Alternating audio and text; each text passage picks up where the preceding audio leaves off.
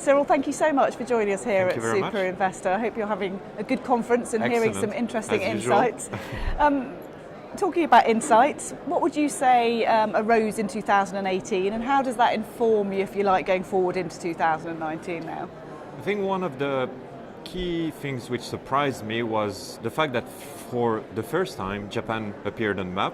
We had quite a few deals. I've been expecting that for quite some time, given the changes in the regulation, notably corporate finance and corporate governance in Japan due to the Abe reforms. So it's quite something. The other part was, of course, SoftBank, which makes a lot of, let's say, news about its strategy, about its firepower, about its investment. So a lot of news from Japan, which historically wasn't so much on the map. The other, let's say, important news is the fact that the dynamic is going on and we're far above the longest streak in terms of fundraising, fund investments, and of course, deal volumes. Even though in that respect, fund managers have been very disciplined and there's a lot of debate around this discipline, and I think it's a good thing, at least from the top-down buy-side perspective. Do you think that discipline stems from having previously been burnt, if you like, when the end of the cycle came? I would assume it's a healthy mix of this and also a little bit of regulations. There might be formal regulations or informal guidelines from the ESMA or the SEC in the US about the fact that you shouldn't borrow more than 6 times EBITDA when you do a deal, and if you do, you should have a good reason. So it's a healthy mix. With all of that in mind, where do you see the greatest opportunities lying going into 2019 now? I think, assuming, of course, we don't go into, let's say, a major macroeconomic event or a correction, it's going to continue to be either very technical deals, carve-outs. Some of the groups which are over-indebted might have to refocus, reshuffle, and of course get rid of some sort of assets, and complexity.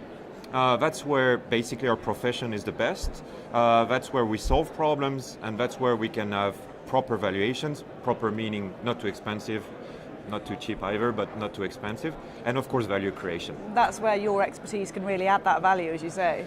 Mine, yeah. I mean, describing that and helping LPs, of course, to do the investments. It's also understanding where the fund manager comes from when he talks to the LP and what's his value proposition. I also wanted to talk to you about co-investment, truly on the map now. Do we have adequate track record now to give proper measurement of what performance has been and what the right and wrong ways to go about it are? There is a fair amount of research. The conclusions are a bit contradictory, and the reason for that is that you have two perspectives. You have academia, which looks at the bottom up, so they look at deals and they say, well, there is a fair bit of amount of volume and of course a fair bit of, let's say, potential performance. If notably you take into account the fact that there is a discount on fees, maybe no carried interest, etc. This assumes that you have access to the whole pool of co-investment. Now, if you look at it top-down proves that actually it's challenging.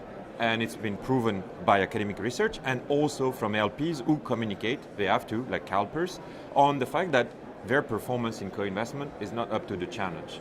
So to reconcile the two is, of course, who do you co-invest with? And that's the major criteria. And of course, there might be adverse selection. Bottom-up says no, top-down says yes.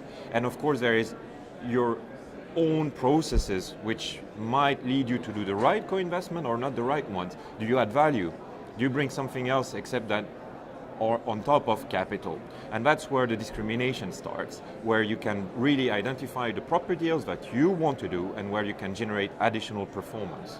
So what sort of key factors would you say an LP would be looking for in a GP if they were going to make that sort of partnership? I think usually it's about economics. Do you have like an alignment of interest between your program and the GP? Do you bring something to the GP? Might be deals, might be external skills that they don't necessarily have, or they might be that they really want to work with you because you're a very solid investor. And of course, on top of that, there is the idea that do they provide the right opportunities for you? So in terms of size, but also in terms of exposure. Do you want to overexpose yourself to US, Western Europe, to buyout, small, mid-size, large, etc.? So that's a little bit the healthy mix. Just going forward now, what are your predictions, if you like, for 2019? Would you dare to make any? And where do you see the greatest opportunities lying? We don't do predictions because that's a learning process. Let's call it like this. But if I had to answer somehow, there are two main scenarios. The first one is we continue for one more year, more or less, on what we've been observing over the past. And I think once again, it's all about complexity, about identifying the right opportunity at the right price. Or there will be a major event, but then it's going to be reshuffling a lot of things. We already see that some changes happen. We heard about some decisions in the UK, we heard about some decisions in the US, and we're still expecting some others that might change a lot the landscape. And here, it's an open field. Interesting times ahead. Thank you so much for joining us, Cyril. Thanks for your insights. Thank you.